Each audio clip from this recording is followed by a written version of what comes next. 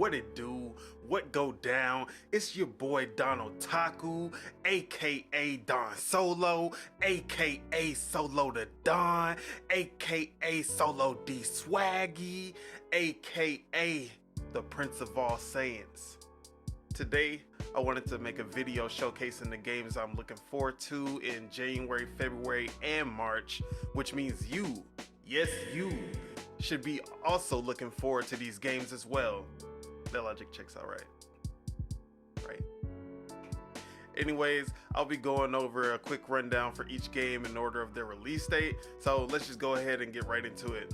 First, we're gonna start with a game I've already been playing thanks to early access, Prince of Persia: The Lost Crown from Ubisoft. This game is already highly rated, and from what I've played, is a contender for top 10 best Metroidvanias of all time. From the team that brought us Rayman Legends and Origins, they brought back the franchise to its roots, but in a modernized way, and it actually works perfectly. Tight platforming, surprisingly challenging combat, and a slew of cool powers to unlock make for an amazing Metroidvania experience. The game is available to play now on all current and last gen platforms, and it actually plays and runs really great on the Switch, so I do recommend playing it there. Then we go on to a new indie game on the scene, PalWorld by Pocket Pair Inc. From the creators of Craftopia, this new 32-player survival monster catching game is basically Pokemon, but you can shoot them in the face like you've always wanted to do. With a mix of third-person shooter combat as your trainer and controlling your PAL for more powerful attacks, it looks like it's a must-play just for the concept alone. This game will be launching in early access on Xbox and PC exclusively, and will be available day one in Game Pass January 19th. A new entry in the long-running and storied Yakuza franchise by RGG, Like a Dragon Infinite Wealth looks to be the most bombastic game in the franchise.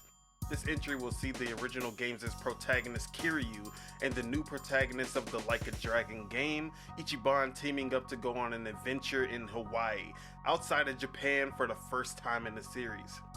Like a Dragon's signature over-the-top turn-based combat returns, as well as a slew of side activities to take advantage of the vacation vibes. There's even an Animal Crossing mode called Don Don Dokodo Don Dada Doki Doki Literature Dondoku Island. Like a Dragon Infinite Wealth will be available on all platforms except Switch on January 24th. Tekken 8, the sequel to Tekken 7, Tekken 6, Tekken 5, Tekken 4, Tekken 3, Tekken 2, Tekken? And I think there were a couple of Tekken Tag tournaments thrown in there too, somewhere, but yeah, the legendary fighting game returns in stunning fashion. Although I'm more of a Street Fighter guy myself, it'd be blasphemous to skip over this if you're a fighting game fan. There's also 8 of them, so it's obviously good.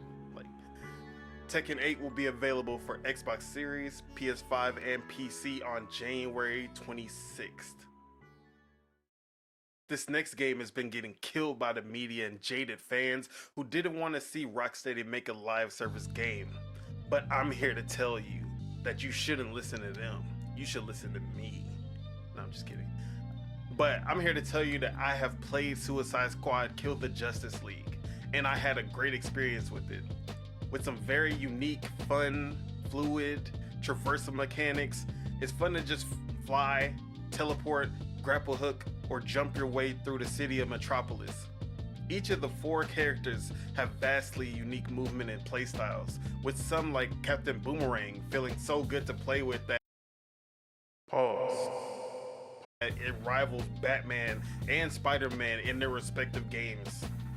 Although the criticisms that the UI and effects are distracting and jarring and kind of just makes the overall experience look ugly, I understand, and that is valid, but it can be turned off to make for a better overall experience. I highly recommend people who have loved games like Sunset Overdrive to give this game a chance, as the gameplay and even the story elements from what we've seen are also top tier.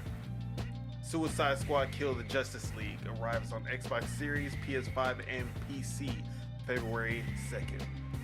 On that same day, we have Persona 3 Reload launching on all platforms except Switch for some reason. This full remake to the game that transformed Persona into what it is today will surely be one of the best games of the year.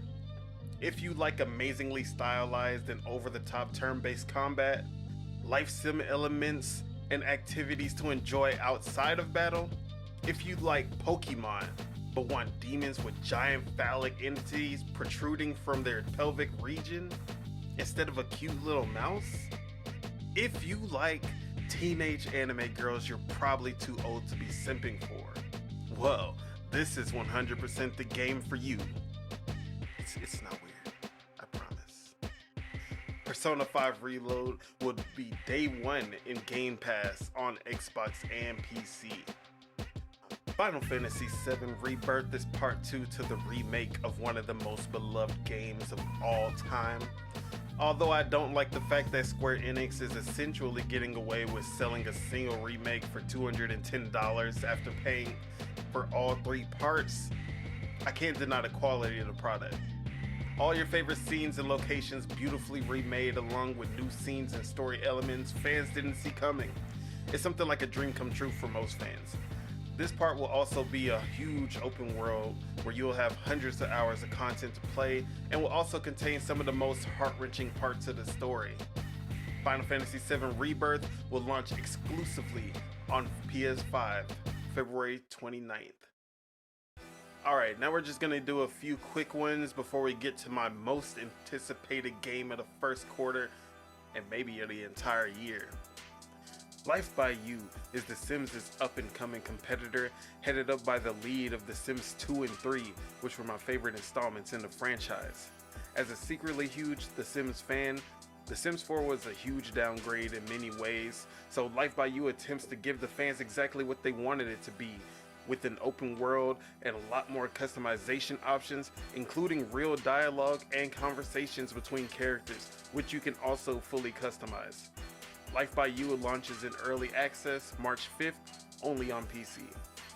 Unicorn Overlord from Vanillaware is one that I'm not too sure about what kind of game it actually is, outside of it being some kind of strategy game, kind of advanced war-ish in some aspects, but it's Vanillaware and it looks cool as hell, so I'll be there day one.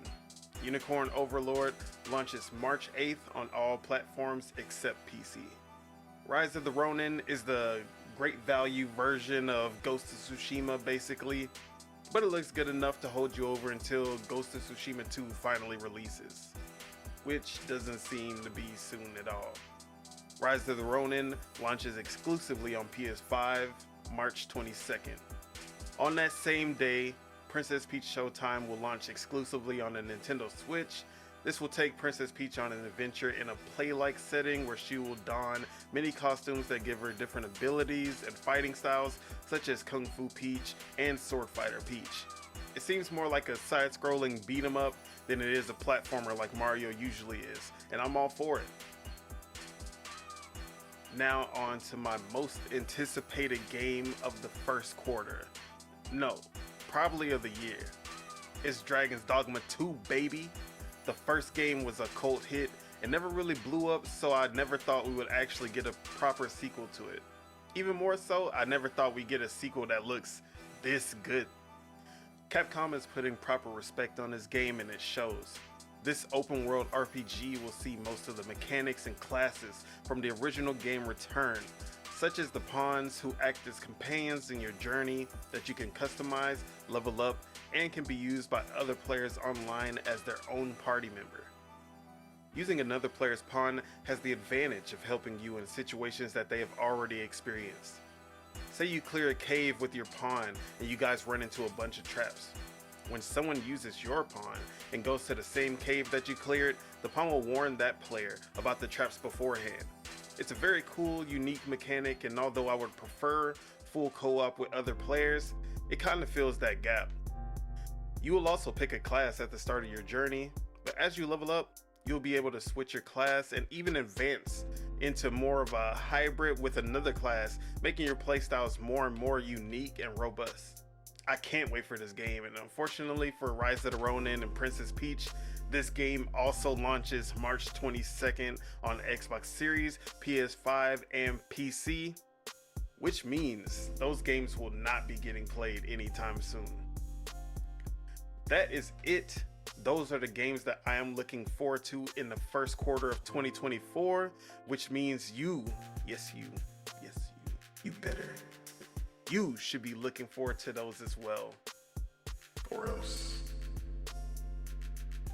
Thank you for watching the video. Make sure you like and hit subscribe. I'll be making more videos, and also tune into Project Untitled Gaming Podcast, which will be going up every Saturday at 12 p.m. Central, 1 p.m. Eastern, and whatever it is for you Pacific people over there. No, I'm just kidding. But thank you again. Have a good one. Peace.